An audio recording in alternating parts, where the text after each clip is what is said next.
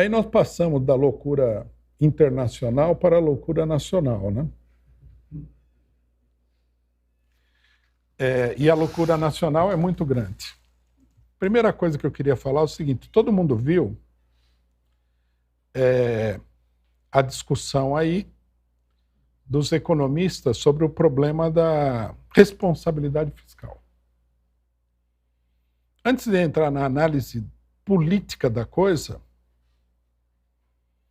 vamos fazer uma análise, né, de qual é a situação do país, porque ficar discutindo as coisas em abstrato é muito ruim, né?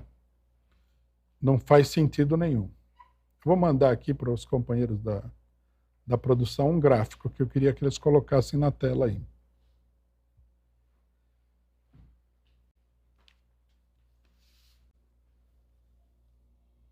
Receberam aí, companheiros?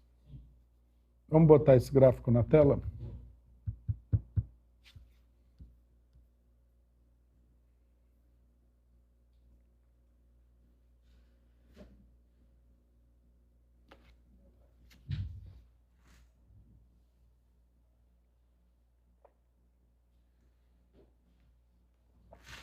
Esse gráfico aqui foi produzido pelo movimento Auditoria da Dívida Pública. Não é do PCO. Se for do PCO, ela vai ver o DCM, a revista Fórum, falar que é fake news, né? É da auditoria, a maior parte desse pessoal, uma boa parte desse pessoal do PT e tal. Bom, os economistas tiraram uma carta para o Lula. Não sei se todo mundo teve a oportunidade de ver essa carta. Esses economistas que supostamente apoiaram o Lula na eleição, né? E eu digo supostamente porque está ficando claro uma parte da manobra política deles, né? Que era o seguinte: declarar apoio ao Lula. Como eu falei aqui, né, todos eles são serviçais dos banqueiros, esses economistas. Eles declararam apoio ao Lula, mas não colocaram um centavo. Então, o banqueiro tem que dar dinheiro se está apoiando. Eles só deram apoio moral, né? E o que vale o apoio moral de um banqueiro? Deixa o gráfico aí, faz favor. O que vale o apoio moral de um banqueiro? Nada. Então eles falaram o seguinte, vejam bem a colocação. Não é verdade que a responsabilidade fiscal é para tirar dinheiro dos pobres e satisfazer banqueiros gananciosos, né? A responsabilidade fiscal é importante porque se tiver inflação e outros males da economia, quem vai pagar é o trabalhador. E aí eu sou obrigado a concordar com eles. Porque isso daí está muito longe da realidade. A realidade é esse gráfico aqui. Essa parte amarela do gráfico que vocês estão vendo, que é mais de 50% do gráfico, bom, o gráfico ele é o orçamento federal do ano passado, né? 2021. Quer dizer, bem recente. E essa parte amarela do gráfico é o quanto do orçamento federal vai para os banqueiros e especuladores com títulos públicos brasileiros. Vocês estão vendo bem, olhem bem para o gráfico. É 51% de todo o dinheiro. Quer dizer, então não é verdade que o problema é a responsabilidade fiscal. A responsabilidade fiscal, na realidade, é a cereja do bolo. O problema é esse aqui. Os banqueiros, eles assaltam, né, o cofre público todos os anos, levando metade do orçamento. Sabe aquele dinheiro que falta no SUS para você não ter que ficar esperando na fila para receber um tratamento de quimioterapia? Está na mão dos banqueiros. Sabe que essas escolas estão caindo aos pedaços, que não tem professor e tudo mais? Olha o dinheiro onde é que está. o Bolsa Família de R$ 600, ele vai custar coisa de 30 ou 40 milhões de reais. Esse daqui é quase 2 trilhões de reais. Pensa em alguma coisa que está faltando aqui no Brasil, no Brasil velho de hoje. Olha aí o problema central. O Brasil, ele é um país, é como se isso aqui fosse um filme de terror, né? E você tivesse lá uma pessoa deitada na cama e um vampiro permanentemente no pescoço da pessoa. Esse gráfico ele mostra isso daí. É o vampiro. Aí os vampiros, como se isso daí não fosse suficiente, os vampiros eles escolheram o presidente do Banco Central. Aí todo mundo fala assim, mas que importância tem o Banco Central? Que agora o Banco Central é, entre aspas, independente. Dependente do governo. Ele é controlado pelos banqueiros. Qual que é a importância do Banco Central independente? A importância é o seguinte, que o Banco Central independente vai lá e põe a taxa de juros no Brasil a quase 14%. Então, esse amarelo aí, ele vai aumentar com essa taxa de juros. Aí você liga a Rede Globo ou outras televisões da burguesia, você lê o Estado de São Paulo, a Folha, o Globo, e você descobre que o Lula não pode gastar 200 bilhões acima do teto para programas sociais, porque isso daí vai ferrar o país. O que vocês acham disso? Pensa um minutinho no tamanho da monstruosidade do crime que é essa declaração. Você pode dar 2 trilhões para os banqueiros, mas você não pode dar 200 bilhões para a população que está morrendo de fome no Brasil, que não tem nada, que não tem emprego, e não tem emprego por causa disso também. Esse é o problema. Por que não tem emprego? Porque o Brasil tem que ser uma máquina de alimentação de um mercado parasitário. Esse pessoal que ganha esse dinheiro, eles não põem esse dinheiro para construir uma fábrica, para dar emprego para ninguém. Não. Esse dinheiro ele é um dinheiro que fica rodando num cassino internacional de ganhos de pessoas que não trabalham, nunca vão trabalhar e nunca trabalharam na vida e estão ganhando esse dinheirão todo. É a coisa mais criminosa que existe no Brasil, é isso daí. Aí o governo é eleito pelo povo, né? Governo do povo, para o povo, pelo povo, aquela coisa toda maravilhosa. E a hora que o governo fala, vamos pegar aqui, ó, uma lasquinha desse bolo aí, uma lasquinha. O bolo é de 4 bilhões. 4 trilhões de reais.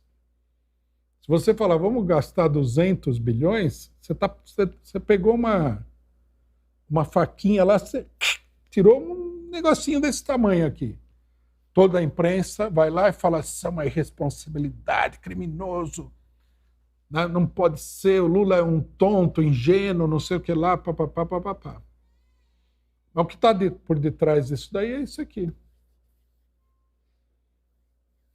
É o problema de que os banqueiros querem que a economia ela fique numa determinada forma que eles vão ganhando cada vez mais dinheiro. Uma coisa que todo mundo deve considerar é o seguinte, isso daí não é a dívida brasileira. O Brasil não está pagando a dívida. Né? Como diz o gráfico, corretamente, isso daí são os juros da dívida. Você paga meio Estado Nacional brasileiro para pagar apenas os juros da dívida.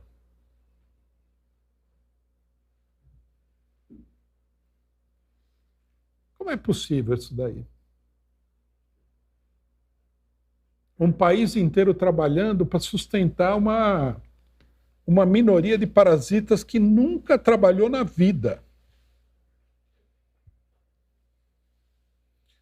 Esse dinheiro, esses 2 trilhões, que é metade do orçamento do governo federal. Só esse dinheiro corresponde a 23% do PIB brasileiro. Aí alguém poderia falar, bom, já não é tão grave assim, porque é só 23% do PIB, né? Só do PIB. Quer dizer, tudo aquilo que todo brasileiro produziu, né? Desde do cara que vende pastel na feira, né? Aquele pastel que ele produziu, até o, sei lá, o cidadão que fabrica automóveis, tudo isso daí somado, né? Dá um PIB de perto de 8 trilhões de reais. Só do governo federal, eles levam 2 trilhões. 23% de tudo que foi produzido no Brasil. Desde uma paçoquinha até um avião. Aí a pessoa pode pensar, bom, mas 23, né, não é 50%, mas não é 23%. Isso a gente precisa pensar. Porque todos os estados da federação têm esse mesmo gráfico. Todos. Alguns é até pior do que isso. Eu volto e meio eu falo, né? A gente mora em São Paulo, uma cidade riquíssima, de um estado riquíssimo, e você anda pela cidade, se você tiver a infelicidade de ter um automóvel, você se sente como se você estivesse fazendo uma expedição lunar. Porque o carro ele faz assim na rua, né? Você tem que desviar do buraco. Tem buraco que você não desviar, você para ali e não volta nunca mais. Aí você fala, mas como é possível? Como é possível que uma cidade como essa aqui, o cidadão não consiga nem asfaltar a rua? Que é uma coisa elementar, ter a rua asfaltada. Isso sem falar de que se você for para o fundão da cidade, se você for para o fundão da Zona Sul, tem um monte de ruas que nunca viu asfalto na vida. É tudo terra. Não tem nem esgoto encanado. Né? A explicação é essa. É o dinheiro. Não deixa o gráfico aí, companheiro. Não tira o gráfico. Não sei por que você está querendo tirar o gráfico. Não sei se foi o Armínio Fraga que falou para você. Deixa aí, vamos. Essa aqui é uma parte importante da nossa exposição, porque o assunto está muito aceso. Bom, imagina o orçamento de todos os estados. Isso daí eu não tenho o número, não pesquisei, mas a gente chega fácil perto dos 40% do PIB, é ou não é? Daí você fala, bom, mas é isso, 40% do PIB. Não, não é verdade. Porque os municípios têm o mesmo gráfico. Tudo isso é dívida pública. Quer dizer, os milhares de municípios brasileiros têm esse mesmo gráfico. Em alguns casos é muito dramático. Então nós vamos descobrir que a especulação financeira ela fica com quase metade de tudo que é produzido no Brasil. Aí uma pessoa pergunta, por que o país não cresce? Como é que vai crescer desse jeito? É como se é a mesma coisa que pedir para uma pessoa que tem lombriga engordar. O cara não vai engordar. Isso aí é uma lombriga do tamanho de uma sucuri. É uma coisa de louco. Não tem como. Né? Por exemplo, Lula falou, vamos reindustrializar o Brasil. Ele está pensando em reindustrializar o Brasil sem mexer exatamente em todo esse negócio. Porque seria se ele conseguisse fazer isso daí, seria uma proeza extraordinária. Esse é o dinheiro que falta para o desenvolvimento nacional. Esse é o dinheiro que falta para tirar a população da miséria. Esse é o dinheiro que falta para melhorar todas as cidades brasileiras, para ter emprego para todo mundo. Com esse dinheiro aí, você resolveria os problemas nacionais com relativa facilidade. E depois o pessoal vem chegar e falar assim, teve um cidadão, que eu vi uma época, o cidadão trabalhava no 247, agora não trabalha mais, ele falou o seguinte, quando eu ouço a palavra imperialismo, eu tenho vontade de não sei do que, tá? Eu não gostava da palavra imperialismo. Isso é o imperialismo. Esse gráfico aí é o imperialismo. É um sanguessuga monstruoso. Toda essa conversa que a gente escuta aqui, e é impressionante porque a gente escuta o tempo todo, né? Que o problema do Brasil é que em 1000 e não sei quanto, teve escravidão, Pedro Álvares Cabral, e não sei, os bandeirantes, eu não sei o quê. Quer dizer, ficam atirando contra alvos imaginários, mas ninguém vai atirar contra isso aqui, pô. O problema do Brasil é esse aqui. Não é a história pregressa, é o presente, o dia de hoje. Enquanto nós estamos conversando aqui, essa dívida está aumentando. E o pagamento de juros está aumentando. Quer dizer, você tem um país de 220 milhões de pessoas que trabalha e dá a maior parte do produto do trabalho para os bancos, para o sistema de especulação financeira, que é a dívida pública.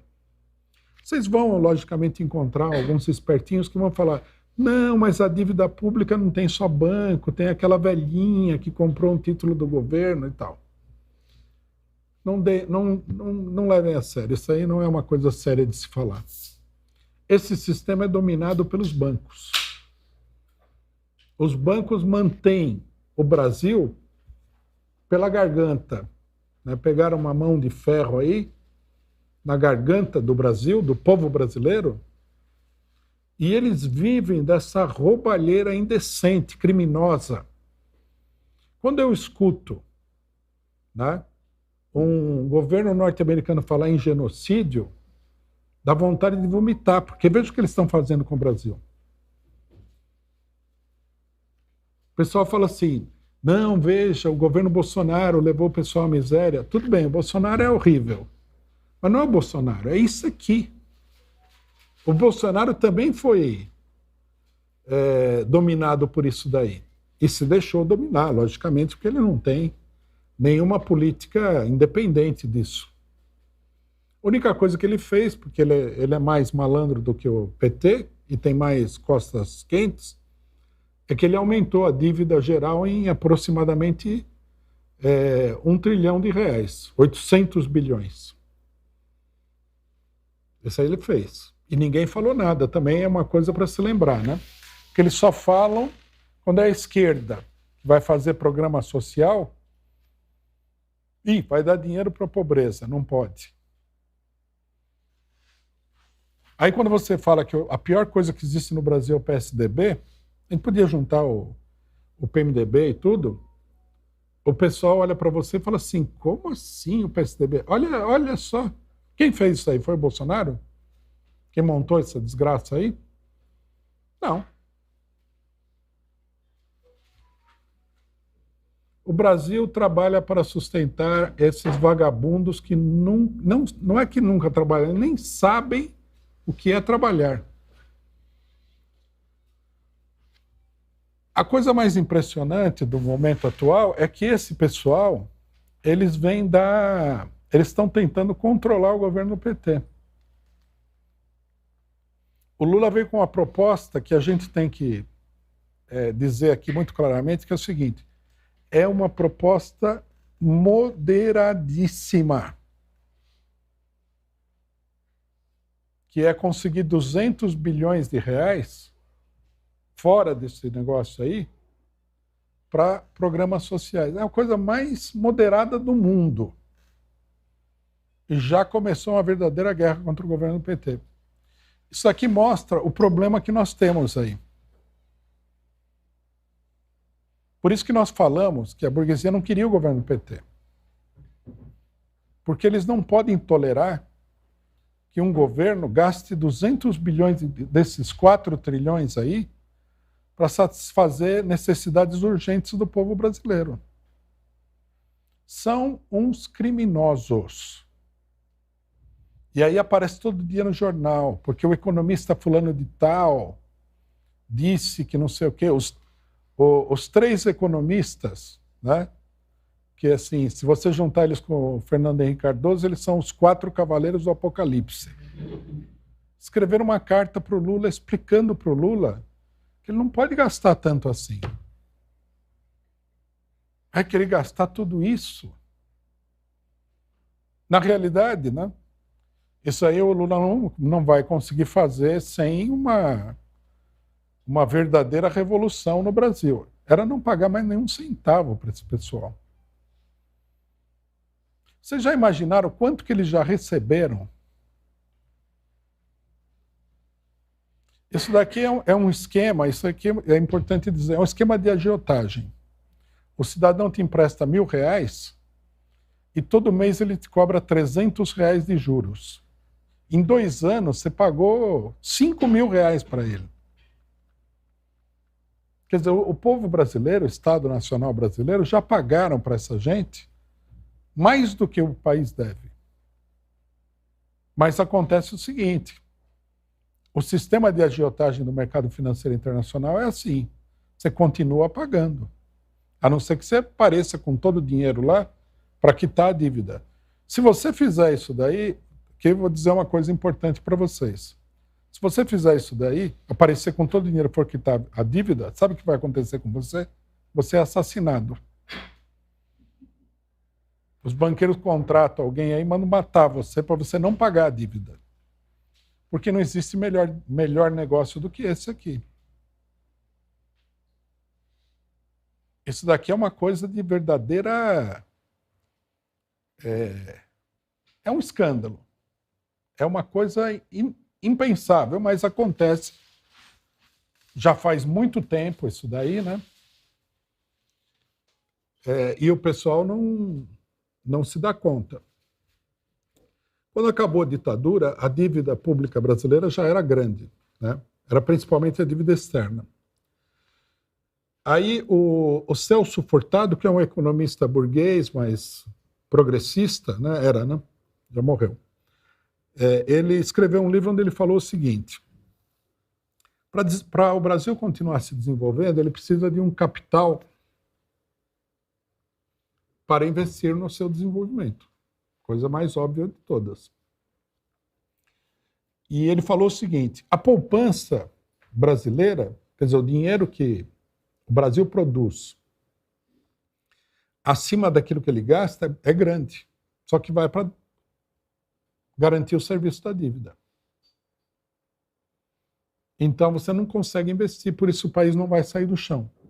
Aí ele tirou a única conclusão óbvia e correta da situação. Ele falou: a solução aqui seria estatizar o sistema financeiro e acabar com esse cassino. Por que nós temos que pagar isso daí? Enquanto o pessoal está pagando isso, não tem emprego. Os brasileiros, uma parte da população grande, né, provavelmente aí já na casa das centenas de milhares de pessoas, sai do Brasil e vai morar no estrangeiro porque não consegue viver aqui. As cidades estão caindo aos pedaços. Né, em São Paulo, por exemplo, existe uma situação de racionamento de água que um racionamento não declarado. Por exemplo, eu moro no Jabaquara, tem dia que você vai tomar banho, cai uns 4, 5 pingos d'água. Você fala, como é que você vai tomar banho com esse pingo d'água? É o racionamento. Tem água, mas não é uma água tão reduzida que é um racionamento. Por quê?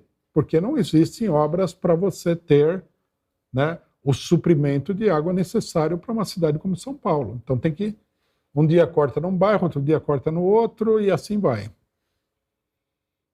né? As cidades todas estão caindo aos pedaços, os serviços públicos são impossíveis, né? Saúde, tá. Aposentadoria não vamos nem falar. O pessoal tá, esses banqueiros, eles travam uma guerra contra a aposentadoria. E o gráfico mostra por quê. Aquela parte azul ali, vocês estão vendo a parte azul? Escura? Aquilo lá são aposentados e pensionistas. Se você fosse o banqueiro, você não pensaria assim? Nossa, imagine se eu transformar aquele azul nesse amarelo aqui, quanto que eu não ia ganhar? É 19%. Aí vocês vão ouvir as pessoas na imprensa falarem assim: o Estado brasileiro não tem condições de pagar a aposentadoria e tal. Sendo que o pessoal contribuiu para a aposentadoria. Então, se vocês olharem bem o gráfico, vocês vão ver que 3/4 do gráfico é aposentadoria e os banqueiros. E o resto é tudo que tem para todas as necessidades do país. Aí vem o capitalista malandro e fala o seguinte: olha, essas empresas estatais aqui dão prejuízo. Precisa privatizar tudo. Precisa tirar as empresas do orçamento do Estado. Privatiza. Privatiza as que não dão lucro, que o Estado tem que ter empresas que não dão lucro, porque o Estado não é um capitalista.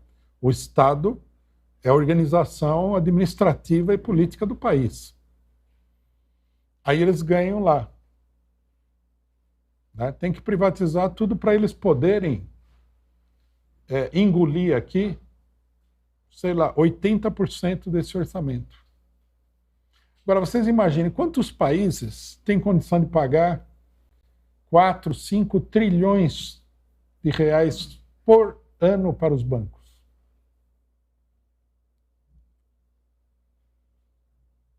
Se a gente for ver o Paraguai aqui, ele nunca vira a cor desses 5 trilhões aí. O Brasil é um país gigantesco. Então, naturalmente, o pessoal quer manter o país nessa escravidão, porque isso aí é uma escravidão. Quando vocês ouvirem falar de colonialismo, tem que dar risada, porque isso é o colonialismo. Só uma colônia paga 50% do orçamento e quase 50% do PIB para bancos nacionais e internacionais. É um país colonizado. Quando a gente ouvir falar de escravidão, tem que lembrar desse gráfico. Isso aí é escravidão. Você trabalha para os outros. Só que não é escravidão de uma determinada raça, é escravidão de um país inteiro. É uma coisa monstruosa.